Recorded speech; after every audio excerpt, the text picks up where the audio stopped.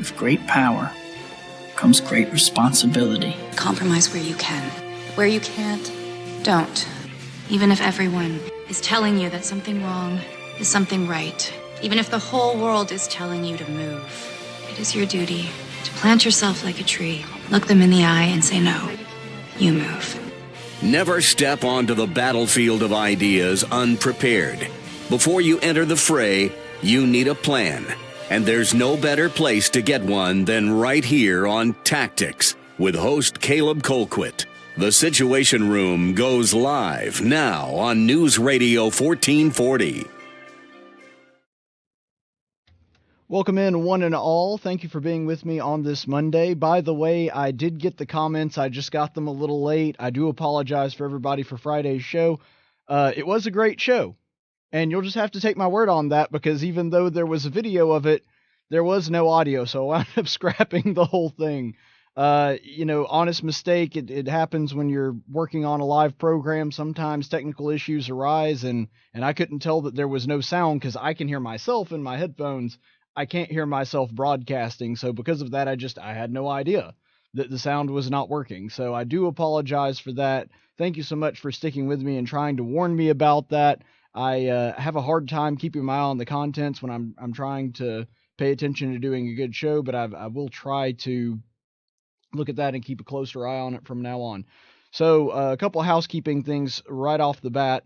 I do have to hold on for a little bit. There is going to be a little bit of turbulence in this flight, as it were, because I'm not exactly sure what's going to happen tonight with the national championship and the Biscuits game. We might have a Biscuits game. We might not have a Biscuits game. And so just out of an abundance of caution, what we're probably going to have to do, since we're running the game on 1440 tonight and we need the sound studio, we're probably just going to have to wrap it up a little bit earlier than normal. I'm shooting hopefully for 6 o'clock p.m. sharp. And so what we'll try to do is we'll try to squeeze everything in. But I got to tell you, after missing the show Monday and the abundance of news that happened over the weekend, I'm not sure that we're going to be able to do it, but rest assured we are going to try. So taking your calls, 860-1440 if you do want to call in. You also have the option of tweeting me at Tactics Radio. Either one of those are perfectly acceptable, and we try to take your comments and share them on the show because this is an interactive format. So before we get to anything else, because I do think this is the most important issue that we can talk about, one of the things that is really, really tragic about not being able to go back and look at Friday's show is one of my guests, guest that I had scheduled and was very generous in giving us time. It was very difficult to work out her busy schedule. It was Representative Terry Collins of Decatur. And we do really appreciate her coming on to the program. I just hate that there was a technical glitch that did not allow us to actually give you the audio of that, because it was a really great interview, lasted about 20-25 minutes. And the reason that we had her on is because she was doing an interview about her new bill that she has introduced in the House of Representatives that is a full-on ban on abortion. So what I'm going to do is I'm just going to kind of go through the highlights really quick to give you a summary of that, since we were not able to deliver it to you on Friday. So there were a couple things that I wanted to mention about it. First and foremost is pretty much everything that I had reported about the bill beforehand wound up being more or less true. The only thing that was a little bit off, according to her, is that the 2 weeks thing, it was essentially something that was added in the narrative later. So the original bill that was put forward is essentially just a straight out abortion ban. So the 2 weeks thing that was presented in the news media earlier, and that's exactly where I got it. I got it from multiple news sources. She's saying that's a little bit of a misnomer. That's not something that's actually in the bill itself, even though it's technically true, because most women don't find out that they're pregnant until 2 weeks. The bill's language itself pretty much just bans abortions altogether. Now, there are a couple of notable exceptions, and that was one thing that I found really interesting, because Planned Parenthood has already come out after this. And one thing that they had sort of responded to this, the ACLU, of course, also responded to this. They said that this bill was going to be a death sentence to women. The problem with that logic is twofold. First of all, when it came to Planned Parenthood's opposition to this, they were essentially saying that it was going to be unhealthy for women because this was going to cause women to die because of this restrictive ban. The problem with that assessment is that there actually is a carve-out in this ban that makes exceptions for life of the mother. Now, there are going to be conservatives that are mad at me for saying this, and I understand that. But even though morally I do think that it is completely incorrect for a mother to choose to save her own life over that of her child, I do believe that actually from a legal standpoint, strictly from a legal standpoint, there is at least an argument to be made. And the reason that I say that, not even saying that the argument should go one way or the other, I'm just saying that from a legal perspective, if the sole desire, the sole purpose of the law is the preservation of life, and you're put in a medical situation where you could have an abortion and save either the mother's life, or you could not have an abortion and lose the child anyway, and possibly the mother as well, I understand from a legal standpoint, and only a legal standpoint, the argument that you may take the option of taking the child's life in order to preserve the other. Same thing with, for example, conjoined twins. If you're having a surgery to try to separate conjoined twins or something, and you hit a wall, and you can either run the risk, and a very high risk, of losing both of them, or you can kind of pay special attention of one and making sure that that one lives, even though you're pretty sure you're going to lose the other one. I understand, again, strictly from a legal standpoint, that you would want the law to reflect the preservation of life. Now, that being said, that's one major flaw with Planned Parenthood's argument that this would be, quote, a death sentence to women in the state of Alabama. The other big problem with that is that even though I just talked about the legal argument for this, it pretty much never comes up. And what I mean by that is there was a time, if I'm understanding this correctly, and I've spoken to somebody who was a OBGYN for a very long time, knows this industry in and out, that there were situations that could sometimes arise where an abortion would be medically advised from the standpoint of preserving the mother's life. That's not really the case anymore.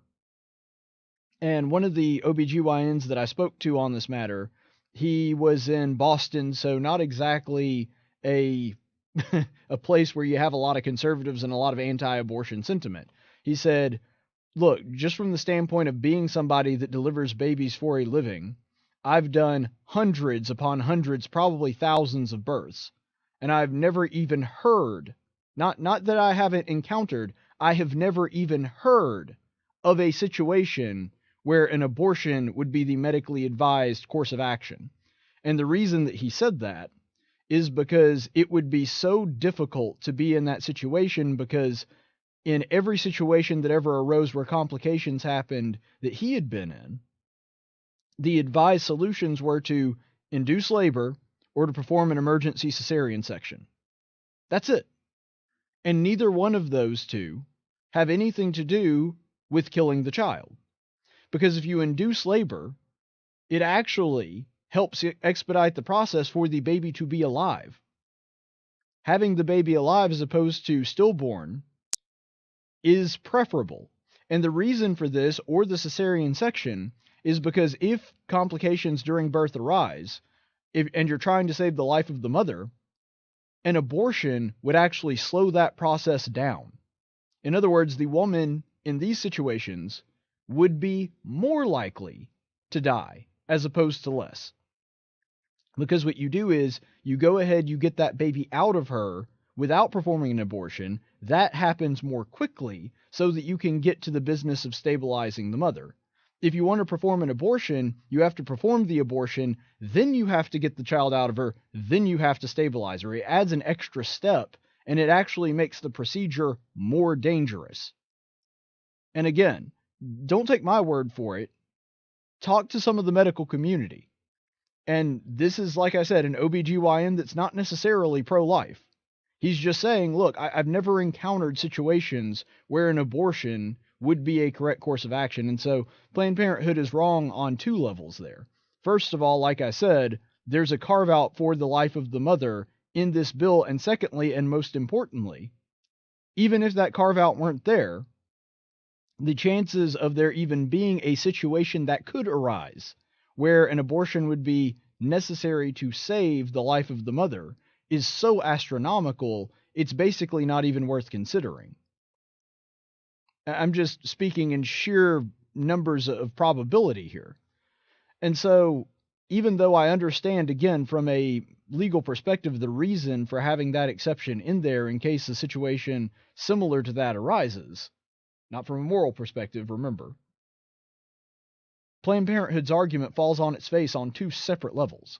The truth is, Planned Parenthood is really worried about this being a death sentence for them, not a death sentence for women in Alabama. What they are truly concerned about is this is going to cut into their business and make it to where they cannot possibly make money. That's what they're scared of. That's what they're worried about. That's the reason that they're opposing this. It's not out of concern for women. It's not because they're worried about the safety of women. It's because they are worried about their bottom line. And they know that they will be basically inoperable. They won't really be able to keep any clinics open in the state of Alabama if this law goes through, because abortion is where they make their money. Do they provide other services? Yes. But they don't make a lot of money off of it. And so what they're counting on is these women coming to them to get different services and an abortion, or at the very least sort of get their foot in the door to buy the bigger ticket items, which in this case would be abortion. And that's the reason that you have to consider this. The reason Planned Parenthood is upset about it is exactly that. The ACLU, its end goal is just as evil, and by that I mean preserving abortion, but at least its motives are not profit-driven. The ACLU may, be an evil organization for trying to keep abortion alive and well and legal in the state of Alabama, but at least they're not making money off of it. And so I will at least say that for them, even though they're on the other side of this fight as well. And Terry Collins did a great job of explaining a lot of this, just a fantastic interview. And one of the things that she talked about with when she wound up getting in touch with Eric Johnston and the Pro-Life Coalition, the people who helped her craft this bill, that it just made sense to her, and the reason that she wanted to bring it forward is because of our neighbors all around us, Mississippi, Georgia, Tennessee, and also Iowa, even though they're not really our neighbors from a state perspective, have already either passed or have considered passing a heartbeat bill. And then the coalition came up to her and essentially said, look, here's what we're thinking about. Even though a heartbeat bill would be an improvement in the state of Alabama, and we currently do not have that protection for the unborn, we think that it would be more profitable from the standpoint of getting Roe v. Wade overturned long-term to go ahead and have a full-on ban. And there's two reasons for that. First of all, there's the federalism argument. Because essentially what this does that the other bills either don't do or don't do as well is that you can make an argument of the 10th Amendment to the Supreme Court if it winds up going that far. And so, while the heartbeat bill, you can essentially say, look, the states have the right to restrict abortion to this very limited window. And there's precedent and court precedent that you can look at in the past that affirms that, because we're not banning it altogether. We're not banning it outright. We're just very narrowly restricting it to this small amount of time. You see, what the Alabama law does is it's a completely different take on it, and those heartbeat bills are going to see their day in court, maybe not the Supreme Court, but this thing is going to get appealed, and it's either going to wind up in state Supreme Courts or federal appeals courts. This thing is going to be hashed out at some degree at a higher level than it is now. I mean, that's just inevitable, and everyone should expect that. But the reason that the Alabama bill is somewhat different is you can affirm from our bill a full-on ban on abortion, that abortion should be banned on not at the federal level, but because Alabama is a sovereign state that can set things like homicide laws and murder laws and the conditions surrounding the criminal code. And so because of that, and because of the way that this bill is worded, it's just a different quiver in the arrow. It's not that the heartbeat bill is bad. It's not that the heartbeat bill isn't a really good law that Alabama would benefit from. It's more from the standpoint of, if the end goal is to end abortion, and of course it is, if the end goal is to get rid of abortion outright, then it makes sense to have several different arrows in the quiver. And right now, we've got the various heartbeat bills that are coming up all across the country. which, by the way, just an update on that, Iowa and Mississippi have passed theirs, and Governor Brian Kemp of Georgia has signed that one into law. I'm not sure about the Tennessee one. I don't think that it has made it to the governor's desk yet, but I know the one in Georgia has passed, and we're actually going to talk about that in just a second. But those bills have passed, and those are one of the arrows in the quiver right now. The other is the one that our friend Sam McClure and Laura Glidewell have come and talked to us about. You'll remember my old co-host actually came back to talk about some of the work she's doing right now with them. Personhood Alabama doing some amazing work with this. They are taking the stance of paternal rights. In other words, when a baby was terminated without the father's say-so, without the father's consent, he is suing over the estate of his son or daughter. I'm not sure. I guess it would be a son because he's named Roe. But anyway, that was the case that they're bringing forward. And so you're arguing the same thing, that abortion should be illegal. You're just arguing it from a different perspective. And one of the things that's really significant about that case is it essentially presupposes, just by being considered, that the unborn child is indeed a person with rights to life, liberty, and everything else that goes with that. And so what you have here is a second arrow in the quiver, and then the third arrow of the quiver is the one that we just talked about, the full-on ban of abortion in a state. And so maybe all three of these arrows hit the mark, maybe none of them do. But the point is, it makes a lot more sense to have different arrows if you're trying to kill the beast that is abortion, this grotesque leviathan that exists and is a stain on our national history. If you want to kill the beast, it makes sense to have multiple arrows in your quiver. And that's essentially what Terry Collins is trying to do, and that's what the state of Alabama is trying to do. The odds are this bill is going to pass. I mean, you have a Republican supermajority in the House and the Senate, and do we get frustrated with them? Yes. Did they do everything right? No. But they'll probably get this one right. And Governor Ivey, even though I have my misgivings about her and I've been very vocal about some of my criticism of her, she has a really good record when it comes to life. And so I fully expect this to wind up on the governor's desk, and I fully accept it to be signed into law, making Alabama the first, to my knowledge, the first state since Roe v. Wade to actually attempt a full-on legal ban on abortion. And I could not be more proud of my state for that. I do hope that this winds up passing. One thing that does give me a little bit of pause, though, and this is one of the things that we talked about in the interview with Representative Collins. One thing that is a little bit I'm skeptical of. There is a carve-out in this bill, and she assured me that she tried to keep it strict, and the requirements, in other words, the bar that you have to reach to get to this level are pretty high, because you do have to have a licensed therapist affirm to the court that this person reaches this threshold, but I'm iffy on this one for sure. The argument here is that not only do you have a carve out for the life of the mother, you also have a carve out for the health of the mother. Now, it's not the same as the carve out for the health of the mother, for example, in the state of New York, which specifically uses the word all factors.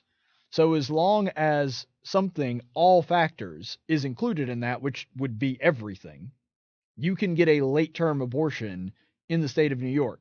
So essentially, if a woman comes up to an abortion clinic and she's going to give birth like the next day, I mean, any time before birth is what this is included for, and she wants to get an abortion, all she has to say is, yeah, I'm a little low on money right now, and I'm very anxious about it, because it includes things like economic hardship. It includes things like mental health. She could say, yeah, there's some people that they've kind of been giving me the cold shoulder since I got pregnant. I don't really want to be pregnant anymore, so I'm going to just go ahead and have my abortion.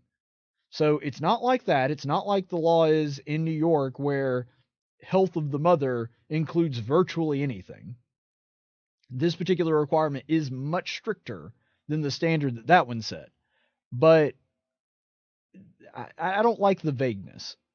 Just saying the health of the mother, that you have to have somebody that's a psychiatrist, and I understand the rationale here to a degree, because the worst thing that could happen, and this was the scenario that Representative Collins brought up, and I understand her concern for this, is that the mother essentially threatens to kill herself and her child, because of course if she's dead, the baby won't live either. That she threatens to kill herself and her child if that doesn't take place. But here's the reason that I don't like that excuse. To me, that's like somebody holding another person hostage. And I realize that there's not a whole lot you can do with it, because especially up to a certain point, 25, 30-ish weeks, depending on the baby itself, it's a hostage situation that you really can't remedy. Because if you're dealing with somebody that has a hostage, in other words, they've got a gun to somebody's head, then of course the best case scenario is that you get the hostage away from the hostage keeper. You can't do that in the case of a woman that is threatening to kill herself if she doesn't get an abortion. And I understand that that is a different scenario. I'm not saying this is a one-to-one comparison. But I'm saying the fact that the reason that I'm skeptical of this excuse is if women learn that this is just the magical thing to say to get an abortion, then all women have to do in the state of Alabama is say, well, yeah, I know that abortion's illegal, but I'm going to kill myself, and the baby's going to die too if I don't get the abortion. And so it comes dangerously close to allowing for a loophole that would essentially let anybody that just claims it to do that. And I understand that the claim itself is not what allows you to qualify. I understand that you have to have a licensed therapist and they have to observe the person. But look, I get that medical professionals, especially when you're talking about in the area of mental health, I realize they have a lot of training. I realize that they can usually spot when people are being fake. And I understand from a certain degree that they do the best that they can to be honest about that. And there's an ethical concern there. But you can't tell me that there's at least not a chance with that provision being allowed in the bill that a woman just finds a psychologist that is licensed, but also happens to be very pro-abortion and lies to the court and says, okay, yeah, she's really going to kill herself if she doesn't get this abortion. And so I get that that's an incredibly delicate situation, and it's a terrible one that we have to consider. It's horrible that we even have to have this conversation. But I'm saying that there is at least the ability for that to be abused. And that is something that ought to be considered. And maybe the House and the Senate amends that. I don't know. But that's something that I do think that we have to think about. But speaking of that, I did want to bring up that in the state of Georgia, and we mentioned this a little bit earlier, in the state of Georgia, that we had the governor, Brian Kemp, who signed into law an anti-abortion bill. And the reason that especially Georgia has been at the center of a big controversy, even more so than Mississippi, even more so than Iowa, they passed a heartbeat bill. So any child beyond the point that the child has a heartbeat, which by the way is very early, any time beyond that point where you can detect the heartbeat via ultrasound, that would not be allowed anymore, which is great. That's a big win. But the reason that this was so heated and the reason that everybody was making a big deal about Georgia specifically is that, especially in recent years, Georgia has been a hot spot for Hollywood. You'll remember that The Walking Dead was filmed largely in Atlanta, and that's one of the biggest shows on AMC. You'll also notice that just about every Marvel Universe movie, if you will watch the credits and watch all the way to the end, and you probably have, because let's face it, you want to see the secret ending, the cameo, or whatever else happens after the credits in a Marvel movie. If you're watching that, you'll notice that it has a Georgia Film Association logo. That's because a lot of the Marvel movies, and a lot of other movies as well, lately have been filming in Georgia. And there's a lot of reasons for that. First of all, the tax burden is pretty low. They can film there relatively cheaply compared to places like New York or LA or Hollywood itself. And so because of that, Georgia has seen a lot of wealth, a lot of growth, and a lot of business coming from the film industry. And, good for them. More power to them. But unfortunately, what has happened recently is that because of that, Hollywood, because they have an innate desire to control everything around them, and I don't know why, but they have this desire to control states that they don't even necessarily live in. They have been threatening to boycott the state of Georgia if this bill is signed into law. Now, the previous, and I would say spineless governor of Georgia, when pressure came from Hollywood, when it came about the religious freedom bill, you'll remember came up in Georgia a couple of years ago, they caved. They caved on it, even though all this bill essentially said is that if you are a religious person and you own a business in the state of Georgia, then if you have a legitimate religious reason for not serving somebody in a certain capacity, and yes, the gay wedding cake or the florist for a gay wedding, those are the kind of scenarios that they were thinking of. These are the kind of scenarios that gave birth to this sort of bill. All it said was, if you are a person with legitimate, deep-seated religious conviction on an issue like this, then you can be exempt from any laws or ordinances that comes to this. And even though this was basically what the law already said, it was kind of a lateral movement, honestly. It just gave a little extra protection to the Christian business owner in this scenario. Hollywood, back then, threatened to boycott. And you know what? It worked. Because the governor backed down, refused to sign the bill into law. And I do think that that is a big part of the reason that Governor Kemp won his election. To do stuff like this. Because now what's happening is that the governor is saying, and he said this specifically in a statement where he was asked about it. He said, you know what? Hollywood's not going to control us. I don't care what the people in Hollywood think. I care what the people of the state of Georgia think. And bravo. That took some courage. That took some gumption. Bravo, Governor Kemp. I applaud you for that. But then, of course, you have his former political rival, Stacey Abrams, who, good gracious. I think it's so weird that the Democrats here recently have liked to back losers. And I'm not talking about losers in the sense that they're deadbeats that live off of the government teat. Because, I mean, they've been backing people like that for a really long time. Bernie Sanders is a perfect example of that. A guy that didn't have a real job until he was 40, and that real job was in the government, and he's been on government jobs ever since. So I'm not talking about losers in that sense. I'm not talking about losers the way that Donald Trump would use it. He's a loser. I'm not talking about that kind of loser. I'm talking about losers in the terms of political campaigns. Oddly enough, it seems to be a trend here recently that Democrats have gained some kind of weird affinity for people that lose elections. And in this case, you've got Stacey Abrams, and you also have, oddly enough, Beto O'Rourke, Bob Francis O'Rourke, who is doing really well in the Democrat primaries despite the fact that he lost. Now, granted, give the guy credit where it's due, coming very close to unseating Ted Cruz, one of the best senators in the country in Ruby Red, Texas. That was an impressive feat. I'm not saying that it wasn't, but it still seems odd to me that the left is rallying behind people that lost elections. I find that really strange. And sometimes Republicans are guilty of that too, and that's not even necessarily always a bad thing. I'm just saying that here recently, it seems to me, and I don't know, maybe it's just perception, but it's weird that the Democrats have seemed to rally behind these figures that are famous for losing their elections. Andrew Gillum would be another, was that his name? I think so.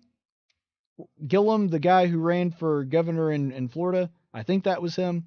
Anyway, they just have this weird affinity for backing and trying to turn into celebrities people that famously lost elections. And Stacey is no exception to this. She said earlier this week that not only is banning abortion evil, which, we could go back to the scripture which says, curse to those who call good evil and evil good, but nonetheless, I'll just ignore that point for right now. She was saying not only is it evil to ban abortion because you're banning a woman's rights. I guess she's not considering the women in the room or in the womb, that about half of the children that are aborted happen to be female, but nonetheless, she's saying that it's also just bad for business. And she was specifically citing this thing that we were talking about with the film industry. And there are a whole lot of celebrities that are saying that they're going to boycott Georgia, which I saw the list of celebrities that vowed to do that. There were maybe 3 or 4 that I actually thought were decent actors anyway. So I really don't think that Georgia's going to suffer much financially from this. But I love the fact that Governor Kemp essentially said, you know what? If we take a financial hit, we take a financial hit.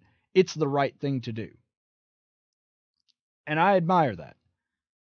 Oddly enough, she is saying the exact opposite. What she is doing is going up and saying, well, it's bad for business, so we need to keep abortion legal. Now, what's hilarious to me is that Democrats suddenly act like they are very concerned about business and very concerned about finances and keeping businesses in a state when it suits their goals. And that seems to be the only time that they care about it at all. In other words, they want the policy, they want abortion to remain legal past the point that you can detect a heartbeat in the state of Georgia. And because of that, they're trying to use the argument, well, it would be financially in our best interest to do so. Who cares? And I say this as a small government, very pro-business right-winger. Who cares if you're making just stacks of money if you're doing so at the cost of the most innocent among you?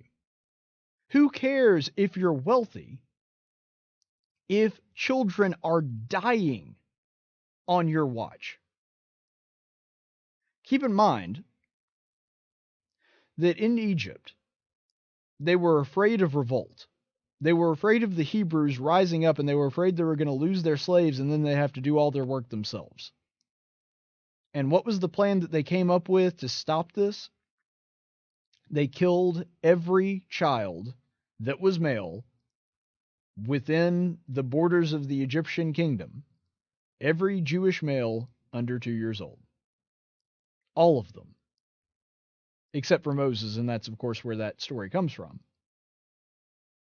But that was the rule. This was the plan that they came up with. They were willing to sacrifice children on the altar of convenience and financial gain.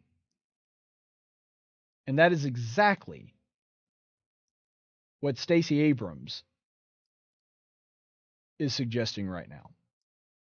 She is saying, well, we want it to be convenient for the woman, and we want to be able to make money and not lose business. So we need to be sacrificing these children. It's a small price to pay, I guess, according to her. These people are like pagans. They are perfectly content with child sacrifice to their gods, as long as it means that they get convenience and monetary benefit, or political gamesmanship in certain circumstances as well. It really is a sad existence. But on the topic of abortion, I actually do have really good news. Excellent news. The movie Unplanned, after its second weekend, after opening weekend, has grossed up to this point $2.5 million. You may remember, after opening weekend, it made $6.1 million. In the span of 1 week, it has doubled its original gross income. That is amazing. Because movies just don't do that. Opening night and opening weekend are really important. And sometimes movies, fall off. They don't have staying power or whatever. But typically, even movies that are popular for a really long time, even big blockbuster successes, they don't typically, after their opening weekend, make double that the next week. Now, don't get me wrong, it's nowhere near the gross income of movies like Captain Marvel and other things that it was competing with, Dumbo and these other films. But I mean, come on. Doubling your income 1 week after your movie comes out? And I do think a big part of that, because movies just don't do that. I mean, hardly ever. I'm not saying there are no examples of this. I don't know. I don't follow it that closely. But that is just not that common. And I really do think that a lot of it has to do with this movie got such a slow start, because TV channels were banning it, saying they would not run their ads. We talked about the networks that did that. And you also had its Twitter feed suspended You had its entire account suspended, and then you had people that weren't allowed to follow it. They booted about 90% of their followers off of their page, made it to where they weren't following the movie anymore. So, I mean, just from the social media side, from the internet advertising side, and also from the TV side, you just saw a massive hurdles for this movie and people even being aware of its existence. But it looks like word of mouth advertising and maybe even little programs like my show and different local stations across the country have been helping with this. I really hope that it has. But unplanned, $12.5 million. And this is a fantastic film. I cannot urge you to see it enough. And just in case you haven't, in case this is the first time that you're hearing about it, we're going to go ahead and take a break, and we'll be playing one of their ads. They're not paying me for it. I'm doing it for free. I think that they need as much help as they can get. And the fact that this thing is already a huge success, it has already made 4 times its budget, and it's only been out for 2 weeks. So that is really good. 4 times its original budget of about $3 million. So I highly, highly encourage you to go to this movie. If you have kids, I get it. It's rated R. I can see that making you uncomfortable. But if your kids are, I think, about 11 or 12, yes, there are going to be some scenes that are a little disturbing. There are going to be some scenes that you're going to want to, cringe a little bit. But I'm telling you, they will be able to handle it. Teenagers will be able to handle this movie, and they're the people that need to see it the most. So I highly encourage you to go see it. We're going to go ahead and play that trailer, and then we'll be right back. Abby Johnson is in the other room. Here. Our first order of business is to present Planned Parenthood's Employee of the Year Award. Abby Johnson. This is Abby. She's our newest volunteer escort. Abby, this is Cheryl D'Alessandro. I'd be the youngest director in Planned Parenthood history. You'll actually be in charge of the abortions at your clinic? I have a chance to make a real difference. No matter what you do for the rest of your life, you're still gonna be a baby killer. The only thing that's changed is you, Abby. Can you even hear yourself talk right now about these procedures? These are little babies. I'm not going to apologize for doing a job that helps women in crisis. There's still a part of me that isn't sure. I know. But the one thing that all experts agree on is that at this stage, the fetus can't feel anything. Sorry to bother you, but they need an extra person in the back room. Are you free?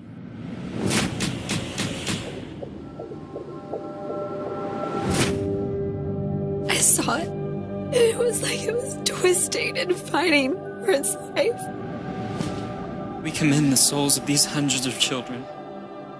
And Lord, we pray to end abortion. I really appreciate what you've done for us. I'll not forget it.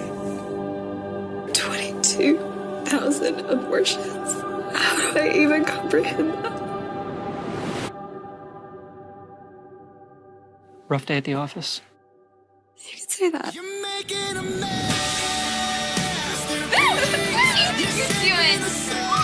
It's your dad and me. You are our baby from the moment of conception. We are paying you to be a perfect instrument of corporate policy. We are an abortion provider. I can't be a part of this anymore. Everything that they told us is a lie. Don't underestimate the repercussions of this. You gotta be careful. Rhonda, please, don't do this! Rhonda! Let me tell you what's gonna happen if you walk through that door. Congratulations. You've made an enemy of one of the most powerful organizations on the planet.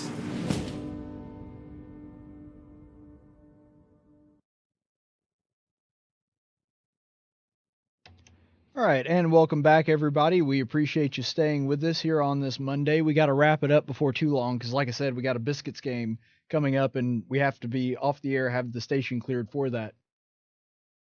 If you are wanting to listen to the Biscuit game, you can do so on News Radio 1440 AM, or you can always check it out on the News Radio 1440 app anytime that you want to.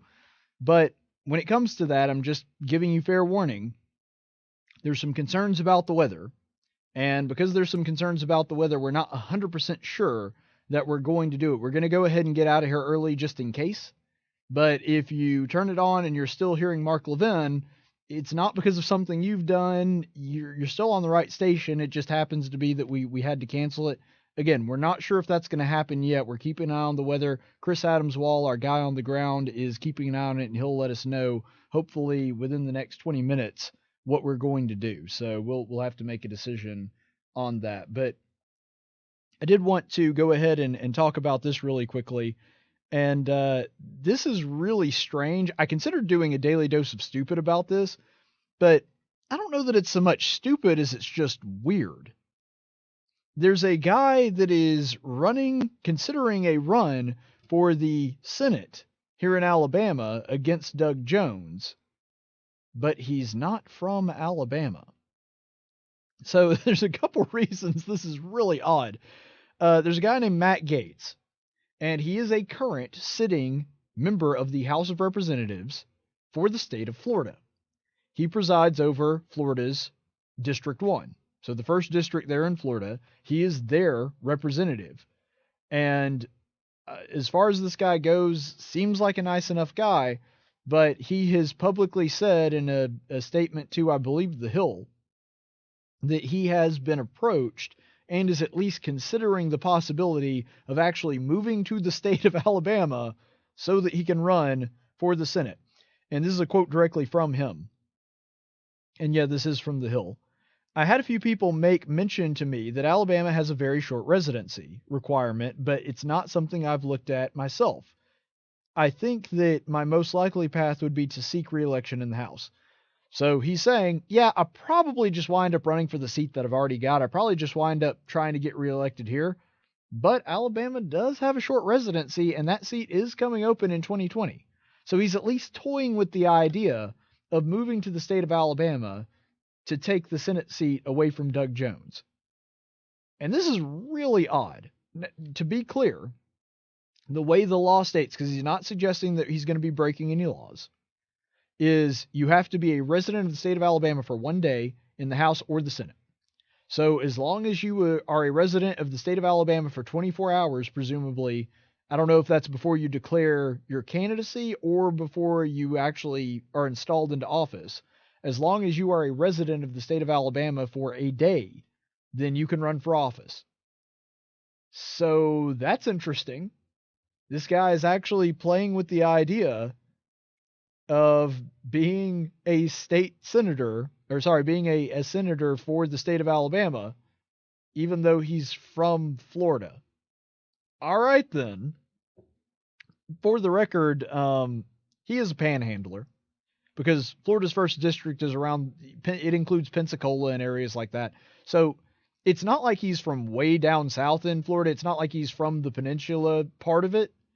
And so because of that, I don't think there would be a huge culture shock. It's not like this guy is somebody who's an imported Yankee snowbird or something like that. He's not from Miami. It's not some place that's very culturally different. Because let's be honest, the Panhandle is basically just South Alabama and Georgia. There's very little difference from a culture standpoint in the Panhandle and Alabama and Georgia. There's just not. And so I don't think that there would be a culture shock moving to Alabama or representing the people of Alabama and representing their culture. There might be a bit of a knowledge gap and a learning curve, but I don't think there's going to be a culture shock on that. I don't see that being a problem. So that is an advantage. That's sort of a point in his favor. Here's my problem with him, though. Maybe I would be a little more open to this idea if he were very conservative. He's not unconservative, but he's just not the most conservative. For example, from Conservative Review, he has a 69% lifetime score out of 100. And then from FreedomWorks, you've got 78%. He actually fares a lot better on FreedomWorks, and then 76% on Heritage. So these are all very trustworthy sites. These are all great resources. I recommend that you look up your own senators and your own representatives of the House if you happen to be from Alabama or anywhere else, really, because these give you a pretty good indication of how conservative your representatives are. 68%, that's a D. And 78% is a lot better, but let's be honest, it's still a C. It's still like middle of the pack. And I get that there's a lot of Republicans with records that are a lot worse than this. I mean, I'm not saying this guy is Lisa Murkowski. I'm not saying that he's Suzanne Collins, but it's not like he's Mike Lee or Ted Cruz or any of those guys. So just my initial reaction is, even if he is eligible to run and it wouldn't be a problem there, I don't think I'd want him running. Just personally.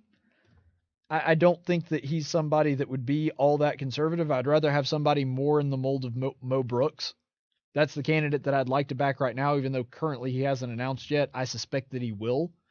Jim Ziegler has also talked about running. I would love to see Jim Ziegler up there. I think that he would be more conservative. I don't see this guy pulling off a successful candidacy in the state of Alabama. Not saying it can't happen. Not saying there's absolutely no way. I'm saying I don't see it, and I don't really think that he should do it, and here's why. If he were saying that he would move to run for an empty seat in the House, I would still think that was odd, but I don't know that I would see that as a disqualifying factor. And the reason for that is, like I said, there wouldn't be much of a culture shock. The people in the place that he's from are not that much different than the people in the place that he would be representing. And that's the thing. The House of Representatives is the representative of the people. There's a reason people call it the People's House. That's what the House is supposed to be. That's not what the Senate is. People say that all the time, but no, that's not what the Senate is. It is not supposed to represent the people itself. The Senate is supposed to represent the state as a whole. In other words, the state as a sovereign individual entity, as not an affiliate of the federal government, but a sovereign entity in and of itself, with its own separate laws and its own unique culture and everything else. That is codified in the Senate. That is the place where those values are supposed to be represented, and that's the reason that you get equal representation. Because in the House of Representatives, since you're representing the population, it really matters that Texas is a lot bigger than Maryland. It matters that California is a lot bigger than Rhode Island. Not so in the Senate. What you're supposed to be doing in the Senate is looking out for the interest of the states as entities, and on that ground, they're all equal. That's why they get 2 senators. Everybody gets 2 senators. And so I might even be a little bit more open to this guy running if he were moving to run for the House of Representatives. I don't think it's right that he's moving to run for Senate. And that kind of brings me to my final point that's kind of a strike against him too. It's one thing to say, I want to move to the state of Alabama, and I would also like to run for Senate once I get there, and saying, I'm thinking about running for the Senate, and because of that, I would move to Alabama. You see the difference there? He's saying that he's not saying that I want to live in Alabama. He's saying I want to be in the Senate, and I'll move to Alabama if I have to. That's the difference. This guy, it seems to me, and I don't know him, he may be a perfectly nice guy, but it seems to me that what he's saying is, I want to be a senator. Not I want to be Alabama's senator, just I want to be a senator. And even people that have moved to different districts, and usually this happens in more local elections. For example, Cory Booker, who's running for president now, he famously bought a residency in Newark so that he could run for mayor of Newark because he didn't live there. So what he had to do is he had to set up shop and get an official residency within the city so that he could run for that office. And this happens all the time in local elections. I'm not using it as a slam against Booker. I'm just saying that this happens a lot.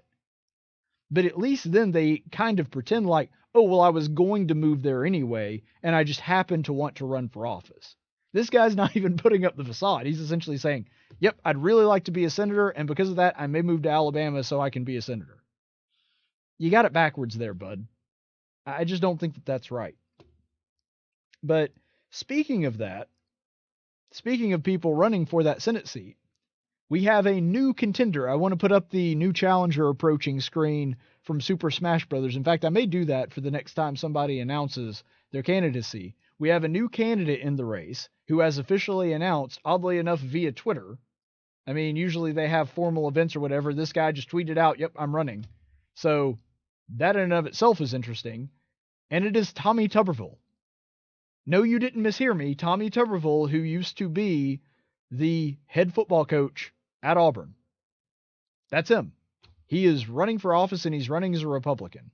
Now, granted, I didn't see all of the interview that he did earlier this weekend, sorry.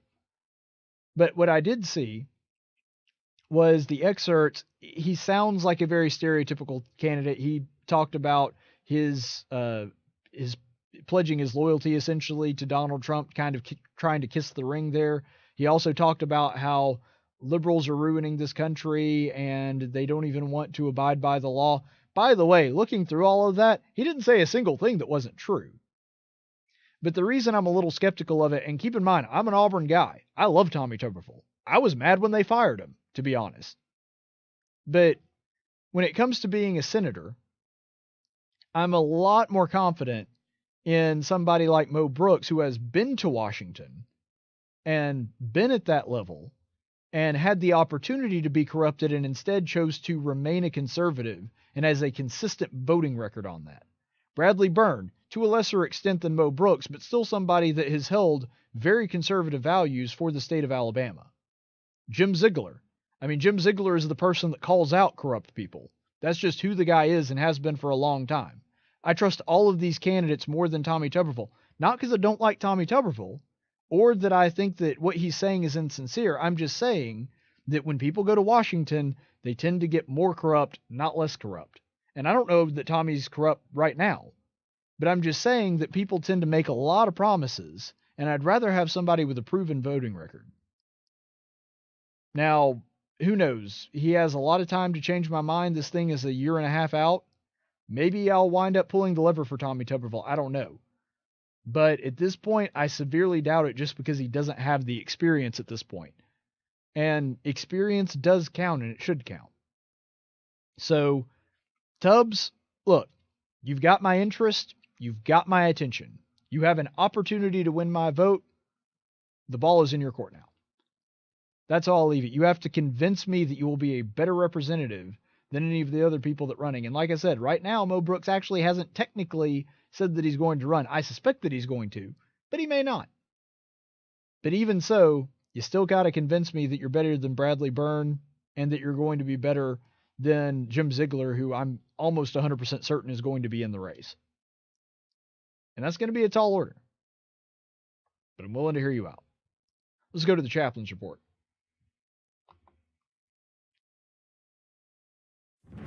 In 1775, the Continental Congress created the Chaplain Corps. Under the command of General George Washington, each soldier was required to attend worship service every Sunday. While other armies advanced on their feet, Washington's troops advanced on their knees. It's time for the Chaplain's Report with Caleb Colquitt on tactics.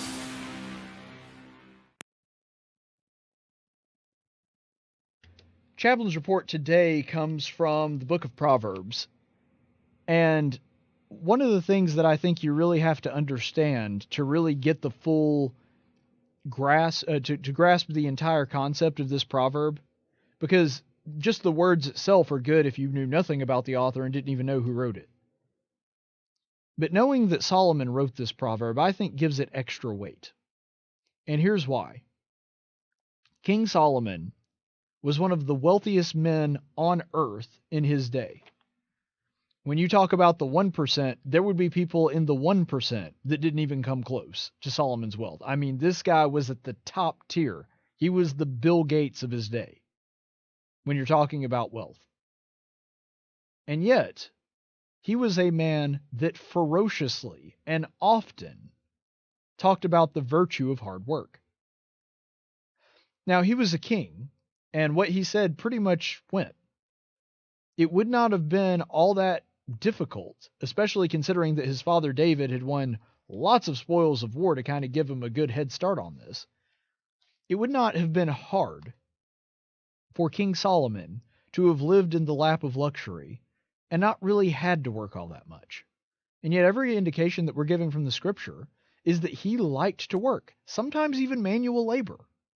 Things like gardening and farming and working with his orchards. This was a man that understood the value of work despite being very, very, very rich. I mean, super duper rich. And I recently got into a discussion I say that it really wasn't that recently. It's been a while now. But I got into a discussion with somebody, and I remember them saying to me, and this person was somebody on the left. They said, it's just a terrible thing that hunger still exists in the world. And I know that what he's talking about, and I said as much when we were having this discussion, was abject hunger, somebody that goes consistently several days on end without a meal and has no ability to get one. And there are several countries in this world, unfortunately, where that does still happen. Extreme poverty is still a problem, and I'm not saying that we ignore that. But sometimes I think we go a little bit overboard on that and throw the baby out with the bathwater. Hunger is not in and of itself a bad thing. We as human beings feel hunger because it urges us to work. And so when you're talking about a hunger that drives us to go out and to seek and to serve our fellow man so that we may gain something in exchange for our hard work, that's not a bad thing. That's a good thing. God made us with hunger for a reason. He gave our bodies the ability to do that. And we're going to see some of the wisdom in that coming from Solomon. And this comes from Proverbs chapter 16, verses 26. A worker's appetite works for him, for his hunger urges him on. So one thing that I want you to really zero in about that verse is that it's saying that the appetite, in other words, the hunger that a worker feels, it's an advantage, not a disadvantage. And what's the advantage there?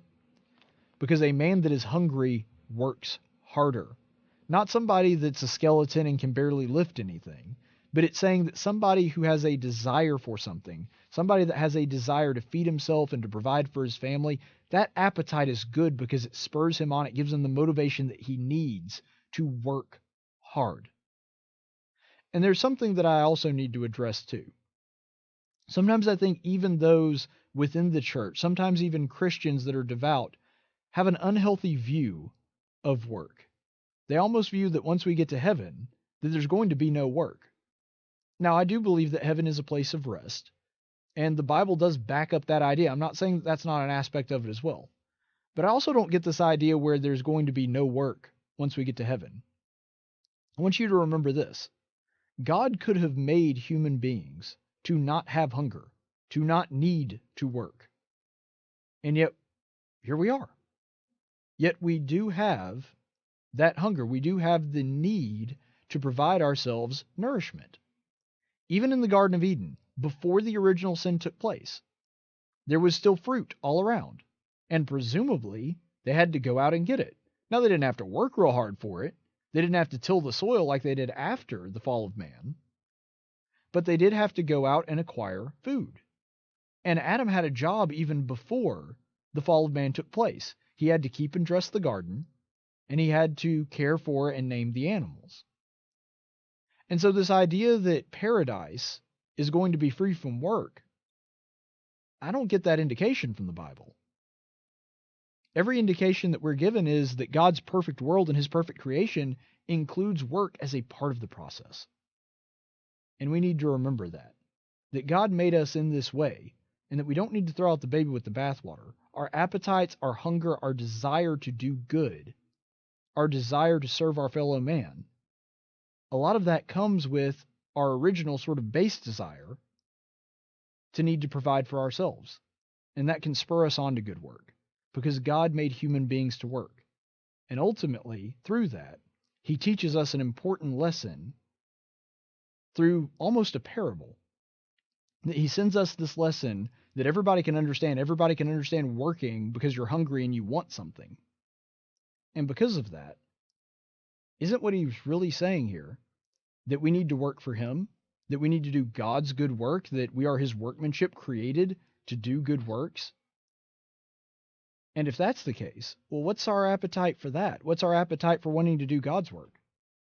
Our appetite should be for him.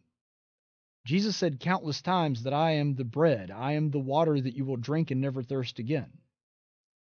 You see, we need to hunger after God. We need to have an appetite to be with God and to be in his good favor. And doing so will spur us on to do his work.